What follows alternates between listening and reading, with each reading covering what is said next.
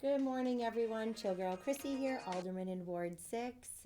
Always a concerned citizen. I am here to fuel your mind, body, and soul with goodness. Open up, share, be real, be raw, overcome, let go, and simply live a joyous, chill life. I started this show, oh my gosh, January 2022, and it has been a journey, and I've met so many people, and it all started because I stand behind the chair, having amazing conversations with so many different people, and knowing that we all just need to speak up, share, and come together for common sense good for everyone in our community.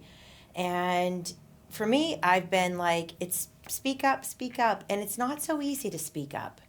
It takes a lot of courage to speak up. Sometimes it's a little bit more effortless for other people, and sometimes it's just there's like so much anxiety that it's just hard to speak up, and it but it's really, really important. It's really, really essential for ourselves as well as our children and for the best of our community.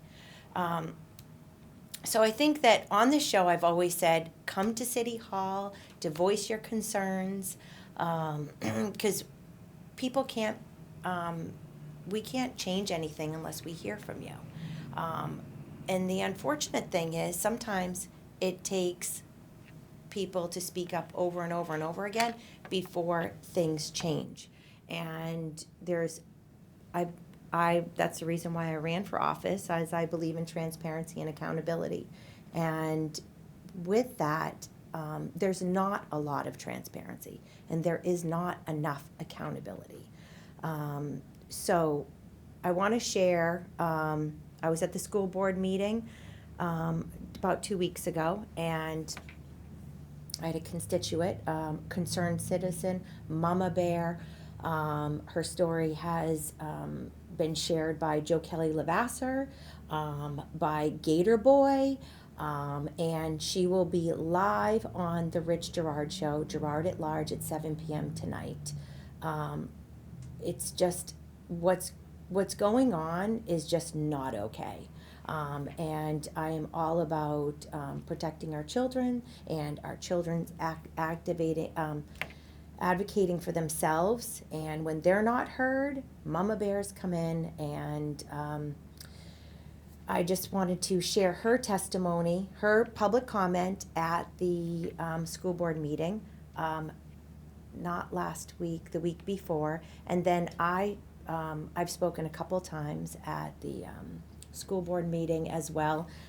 So you'll hear my testimony. And I know we're live on Facebook, so I'm going to turn this around so you can see it when Brendan shares it.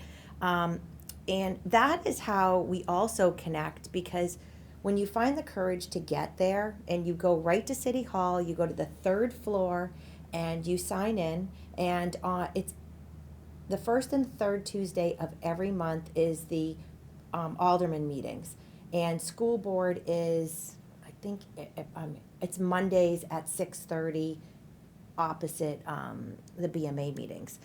So you want to just go to manchesternh.gov to see the schedule, and you have 3 minutes that you can speak. And it's a wonderful thing that we have freedom of speech, and even if someone's trying to shut you down. So I just think that it's really essential. So heaviness going on in Manchester. We need to shine a bright light on the lack of transparency and lack of accountability, and we need to keep showing up. So, I guess my other point was, when we do show up and speak up, we get to meet other people. And that is how I met Callie Rojas, who actually ran for school board in Ward 3. She was at a school board meeting, and she had been going for a couple years, speaking up, but I had never gone. And I went there with Camille Craffey, another Mama Bear crusader, and we just all connected, and we are all, because everyone matters. That's the thing, is everyone matters, and we shouldn't be divided up. And it's just you're not alone. You're not alone.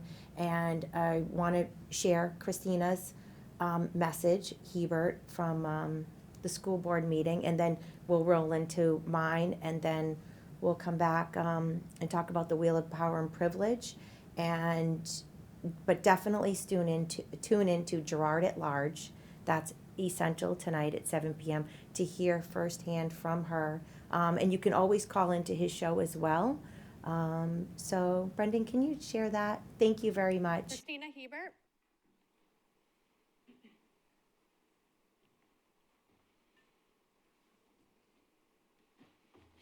Good evening. I'm Christina Hebert from 75 Newstead Way.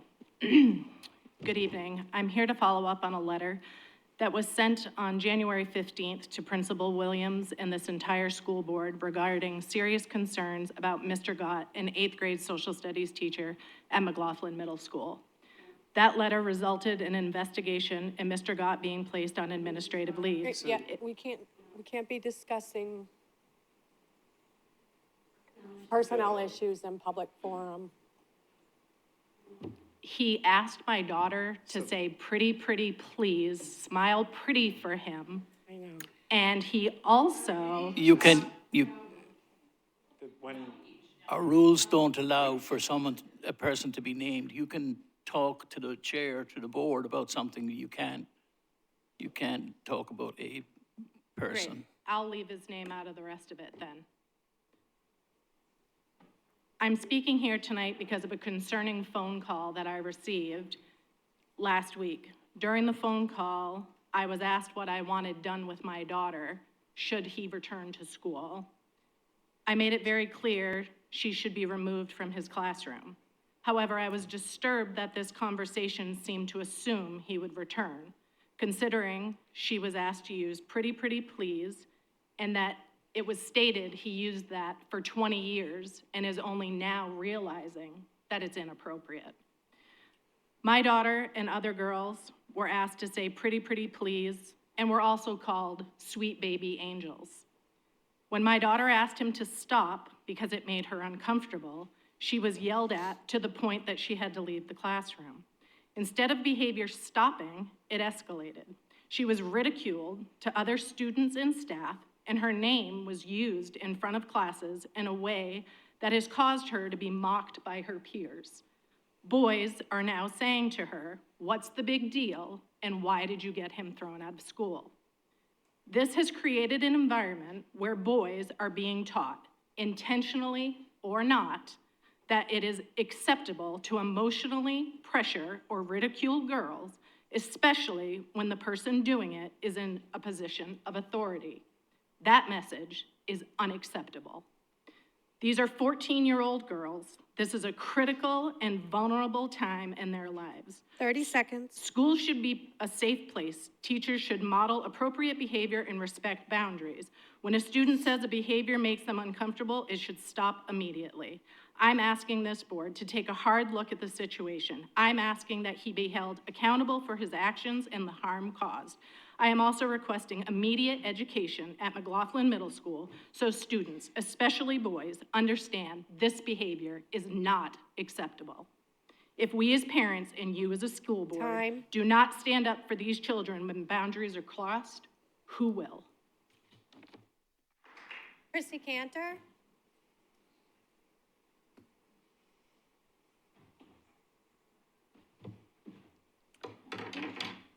Let me just fix this a little bit. I'm feeling a little short. Sorry about that. Thank you. Sorry. Just remodeling for a moment. Sorry. It's always a little different being on this side. Thank you, Mayor and Board, and Superintendent and parents. Chrissy Cantor, 1230 Hanover Street, alderman, concerned citizen, mother, grandmother, and I just have a little bit to say. I'm here today to speak about a growing trust gap in our Manchester School District. While our primary mission should be the academic success of our students, recent events have shown a troubling trend of secrecy and continued lack of transparency and accountability. In May of 2025, I came here to speak on the Wheel of Power and Privilege handout that was distributed to middle schoolers. And when parents raised concerns, the district response was it was under investigation. That investigation took 7 months. 7 months. I could have done that investigation as a mother, as a hairdresser, within a week to find out that it was actually the truth. And when I came before the board here and spoke on it, I was told that I did not hand out the correct stuff. I gave everyone homework. Not everyone was on the board when I gave the homework to circle the Wheel of Power and Privilege where you identify, which is actually completely unacceptable. I say hashtag no labels. We all matter, and we should not be dividing each other up. We should be building each other up. And secrecy does not work within our community. And so I'd like to ask, what is the standard operating procedures for investigations? Because the investigation about that took 7 months, 7 months. And I know just a little bit ago, an investigation was done with a teacher, inappropriate behavior. Took how long? So what is your standard operating procedure? How is this fair? What is the truth? It's really, really important that we have to speak up. So I'd like to know what that is. Also concerning to me is that we need to be focusing on our academics, and we're still a 30 full grade seconds. level behind where we were in 2019. I'm going to skip forward to the things that were swept under the rug for the Wheel of Power and Privilege was untrained, inexperienced presenters that jumped on some paid professional development that ran the actual session. And never did the presenter say, this is not for use for students. Development is designed to enhance your teaching, to better serve your students. So this particular Time. professional development was top secret to never be used on kids, which makes no sense. I know it's my time, but I'm concerned about the transparency, the transportation for kids and how they're getting home from school so late. So thank you for your time. There's no one else signed up to speak, Your Honor. Is there, Christina Hebert?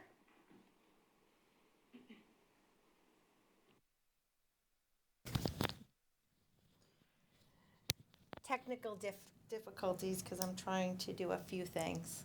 Oh my goodness. All right. So that was very important for me to share because it takes unbelievable, extraordinary courage to go and speak, and it is and to put yourselves out there because you can see that her child got ridiculed because she spoke up.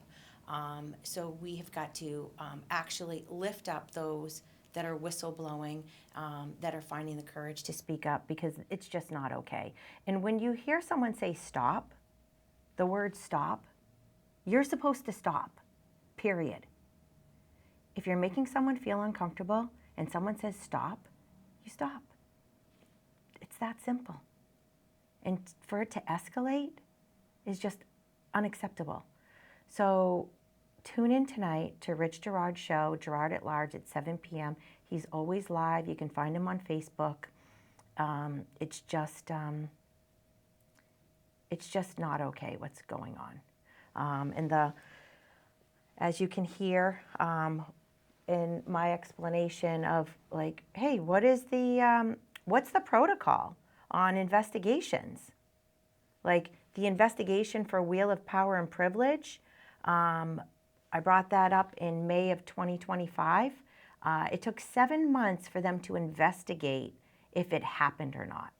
Now, Brendan, can you show that, the little Wheel of Power and Privilege up there so that people can see? It explains the Wheel of Power and Privilege, and there's all these categories in there, and it says, let's see, what's your body size? Are you large? Are you average? Are you small? I'm like, that is just inappropriate.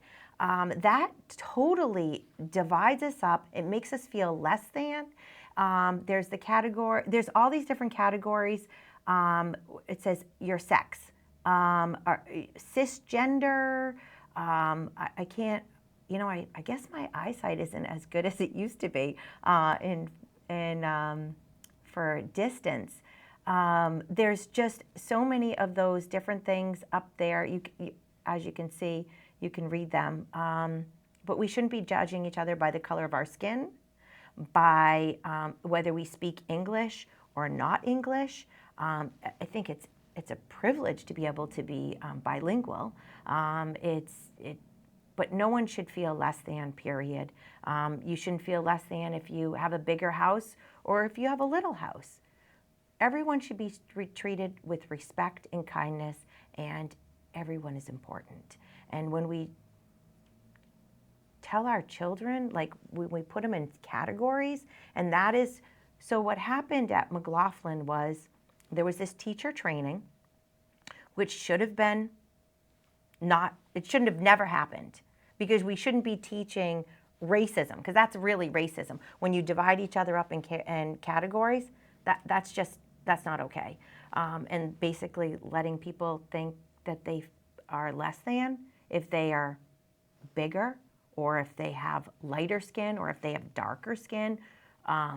Like, who decides who's important? This is insane. We're all important. We all should have voices. So I say, get rid of the wheel of power and privilege, which there was no real accountability. There wasn't. It took 7 months to investigate this. So basically what happened was this teacher training happened. It was all hush-hush, and it got leaked to me and to, I don't know exactly who else, but I definitely was not going to zip my mouth on this, because I'm brown, I'm Mexican, I'm Spanish, I'm Canadian, French. I'm a little bit more of a few other things. I come from hardworking parents. I am Christian. I was raised Jewish. I'm definitely colorful. So how could I, as I was like circling like this, and what is the word cisgender? Cisgender, that's a made up word. I'm a woman, and I know the definition of a woman, and we should all know what the definition of a woman is. And we shouldn't have boys in girls' locker rooms and vice versa. It's just unacceptable. And anyone can feel anything, but facts matter. Science matters, and DNA matters. And it's just insanity. So I guess my point is, it's important to speak up. It's important to hold people accountable. And I know that they want to exhaust us. And who are they? Those are the people that are controlling everything.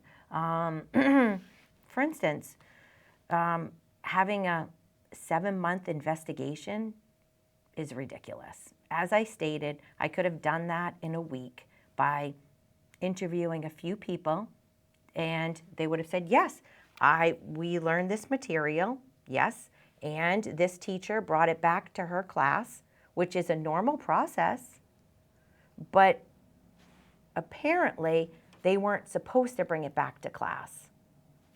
I don't know. I mean, if you're being trained on something, it's like me going and training in New York City to do all this cutting skills and skin care and all of this, and for me not to take it back to my salon, that's like insanity.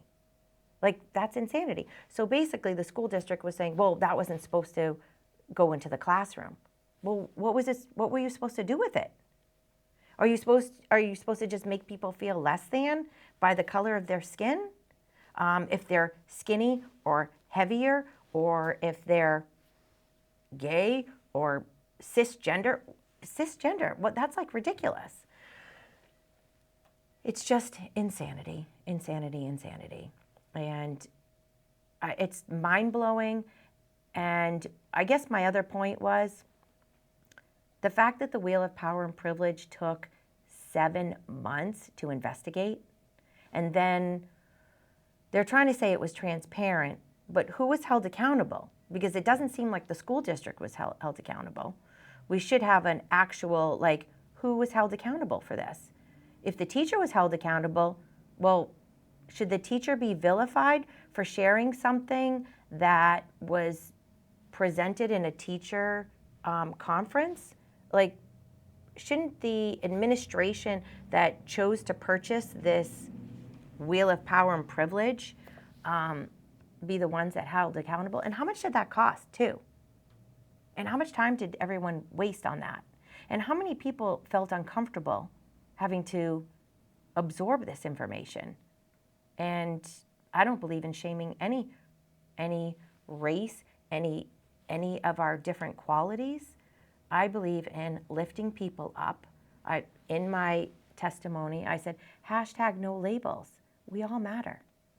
And it's just not okay what is going on. And with Christina Hebert's daughter, with what's going on there, and her receiving the phone call about, well, what would you like for us to do with your daughter if he came back? I mean, it was only a couple weeks ago that he got pulled out of school. How could that investigation get squashed so quickly? But the wheel of power and privilege, which was pretty much papers being received, it was a training, and then that training, that teacher brought it to the 8th grade class over at McLaughlin. Like, that's a really simple investigation. And who's doing these investigations?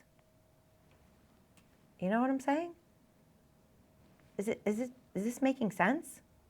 Is this what we're paying for? Is this, our taxpayers are paying for this, for lack of transparency and a lack of accountability? And when the situation over at Memorial High School with one of the teachers, Paige, I believe his name was, that was brought forward because of a courageous student speaking up, sharing with his mother, her mother, what was going on, and that it didn't blow up until it got to Rich Girard's TV show, and him filing all these, sending out all these emails to call out his antics, which was unacceptable. And so when that investigation was going on, that was taking a while, and the teacher was on leave. So the teacher's on leave, he's getting paid leave, and then all of a sudden, he just resigns. So then there's no accountability there. So he gets to go on without anything really being released on the investigation. We've got to start questioning who's doing the investigations and what is their what's their protocol on these investigations.